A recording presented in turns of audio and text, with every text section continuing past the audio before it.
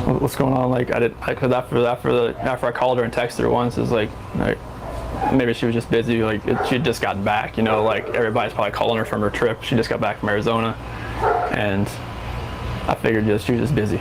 But when her friend showed up, that's what it was like. It registered like, all right, this isn't right. Do you think she just took off? Do you think? I mean, right now I don't even want to just like throw anything out there. Like, I hope that she's somewhere safe right now and with the kids. But I mean, could she just taken off? I don't know. But if somebody has her and they're not safe, like, I want them back now. Like, that's what's in my head. Like, if they're safe right now, they're gonna come back. But if they're not safe right now, that's the not knowing part. Like, if they're not safe, last night I had every light in the house on. I was hoping that I would just ran over by the kids running in the door and just like barrel rushing me, but it didn't happen. And it was just a traumatic night trying to be here. I'm gonna ask some kind of tough questions. Your relationship with the kids. I mean, my kids are my life. I mean, those smiles light up my life. And it's like, I mean, last night, like during when they usually eat dinner, it was just like I missed them. Like, I mean, I missed telling them, hey, you got to eat that or you're not going to get your dessert, and just like you're not going to get your snack after. I miss that. Like, I miss them, cuddle up on their couches. They have like a Minnie Mouse couch and a Sophia couch that they cuddle up on and watch, Bubble Guppies or something. And it was just like, I was, it was tearing me apart last night, and I needed. The story of Shanann Watts and her family is one that shocked not just a community, but the entire world. In August 2018, what appeared to be a normal suburban life in Frederick, Colorado, suddenly turned into one of the most disturbing true crime cases in recent history. From the outside, everything seemed perfect: a growing family, a new home, and a life that many admired. Shanann was known for sharing her life openly on social media. She documented her journey as a mother, her business, and moments with her children, creating an image of happiness and stability. To many, she appeared confident, organized, and deeply devoted to her family. Her posts reflected a life filled with routine, love, and plans for the future. But behind that image, there were signs of tension that would only become clear later. On the morning of August 13, 2018, concern began to grow when Shanann failed to respond to messages and missed appointments, something that was completely out of character. A close friend, worried by the sudden silence, decided to check on her. When there was no response, authorities were contacted, and what started as a welfare check quickly became something far more serious. As investigators began to look into the situation, attention turned to her husband, Chris Watts. At first, he appeared calm, even cooperative, speaking publicly and asking for his family's safe return. But something about his demeanor raised questions. If you're interested in real true crime stories like this, don't forget to like this video, share it, and subscribe to the channel. Because what investigators would soon uncover would reveal a truth far darker than anyone had imagined, turning a missing persons case into a tragedy that continues to be discussed to this day. The life of Shanann Watts was one that many people followed closely, especially through her presence on social media.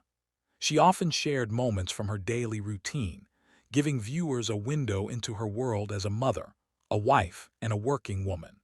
Her posts showed her caring for her children, managing her responsibilities, and building a life that, on the surface, appeared stable and full of purpose.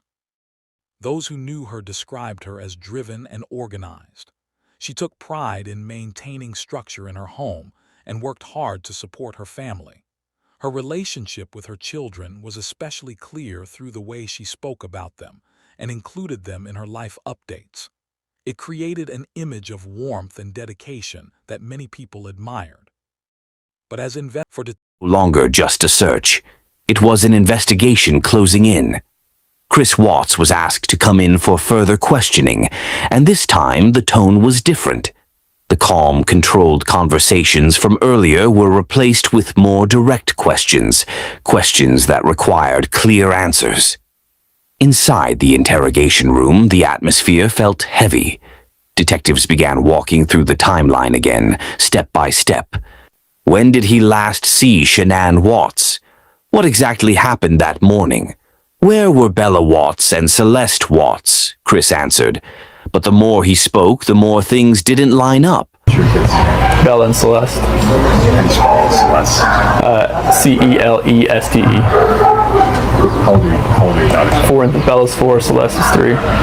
Asking for his family's safe return. But as the days passed, subtle details in his behavior began to raise concern. Those who knew him described Chris as quiet and reserved, someone who rarely showed strong emotion. However, in the weeks leading up to the incident, there were noticeable changes. Investigators learned that he had become more distant, both emotionally and physically, from his family. Communication between him and Shanann had grown strained, with messages suggesting tension that had not been fully visible to others. Detectives also discovered that Chris had been living a different reality behind the scenes. Information emerged about a relationship outside his marriage, something that added a new layer of complexity to the case. This revelation shifted the direction of the investigation, giving authorities a possible motive to explore. As investigators reviewed his statements, inconsistencies began to appear. Small details did not align with the timeline that was being constructed. What he said in interviews started to conflict with evidence gathered from other sources. These discrepancies, while subtle at first, became more significant as the investigation continued. The focus on Chris intensified, and detectives began to question whether his role in the case was more than just that of a concerned husband. Public perception also began to change, as people noticed the same inconsistencies and unusual behavior. If you're following this case and want to stay updated, don't forget to like this video, share it, and subscribe to the channel. Because as investigators looked closer at Chris Watts, they were beginning to uncover details that would soon transform the entire case into something far more serious than anyone initially believed. As the investigation moved forward, detectives began reconstructing the final days before the disappearance of Shanann Watts, focusing on communication between her and Chris Watts. What they found painted a picture of a relationship under growing strain, one that had quietly shifted in ways that were not immediately visible to others. In the days leading up to August 13, Shanann had been traveling for work, staying in regular contact through messages and calls. At first, the conversations seemed routine, but as investigators reviewed them more closely, they noticed changes in tone. Shanann appeared concerned, asking questions and expressing feelings that suggested she sensed something was not right. While there was no direct indication that she knew what would happen, there was a clear emotional distance that had developed. Chris, on the other hand, responded in ways that seemed detached. His replies were often brief and lacked the warmth that had once been part of their communication. This shift became an important detail for investigators, as it suggested a growing disconnect between them during a critical period. When Shanann returned home late that night, it marked the last confirmed moment she was seen alive. That point in the timeline became central to the case. Detectives worked carefully to understand what may have happened after she entered the house, knowing that the answers likely lay within those final hours. The more investigators examined these interactions, the more they realized that the situation had been building beneath the surface. What seemed like ordinary communication at the time now carried a deeper meaning when viewed in hindsight. As public interest in the case continued to grow, more people followed each new development. If you're interested in real true crime stories like this, don't forget to like this video, share it, and subscribe to the channel. Because those final conversations would soon take on a new significance, as investigators uncovered what truly happened inside that home. The morning of August 13, 2018 became the turning point in the case of Shanann Watts. After returning home late the night before, she was expected to continue her usual routine, but something immediately felt wrong.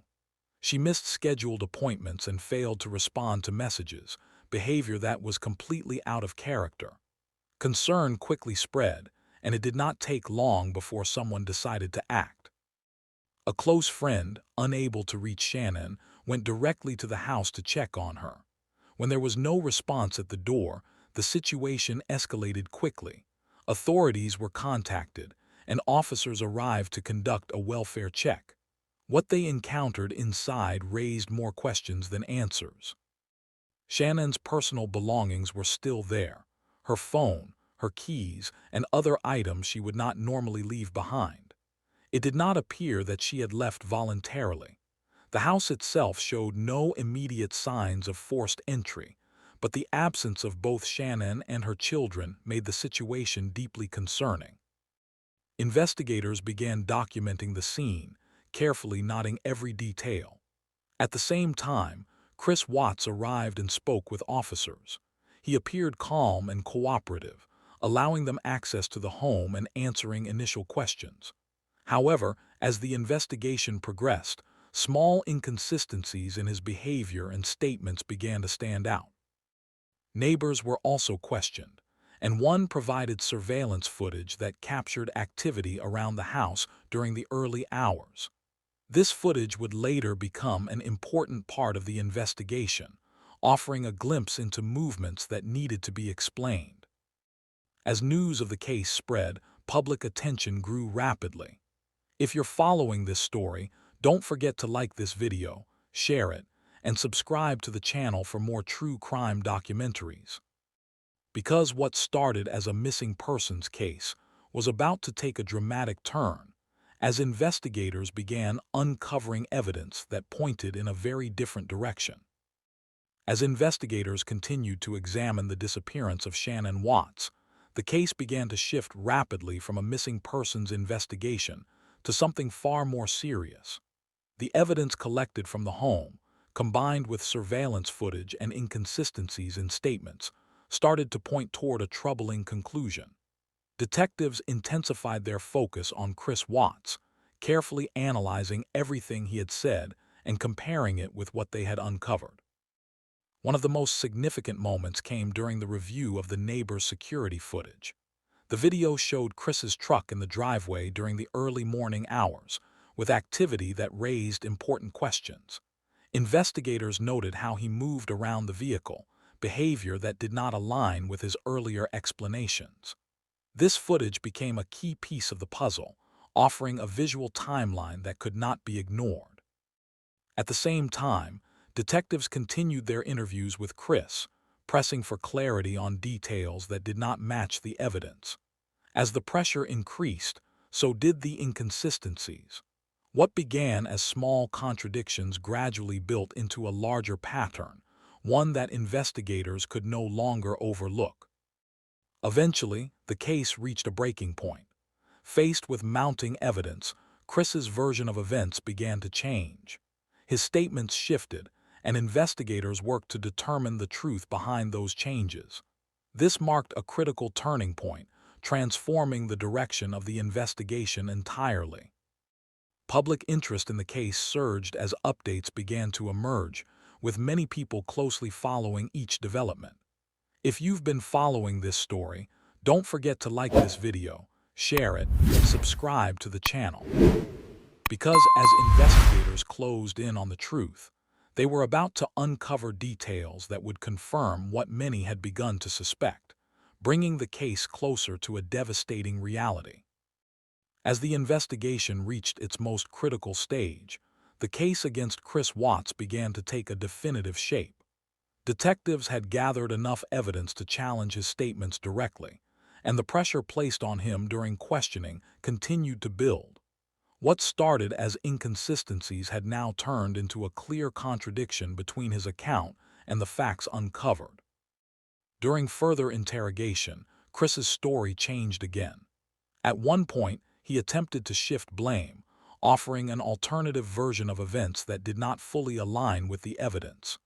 Investigators remained focused, carefully comparing every statement with the timeline they had constructed. It became clear that the truth was still being withheld. Eventually, under increasing pressure and faced with the growing weight of the evidence, Chris confessed to his involvement. This moment marked a turning point in the case, confirming what investigators had been working toward since the early stages. However, even with a confession, the details of what had happened remained deeply disturbing and complex. Authorities then worked to locate Shanann Watts and her children.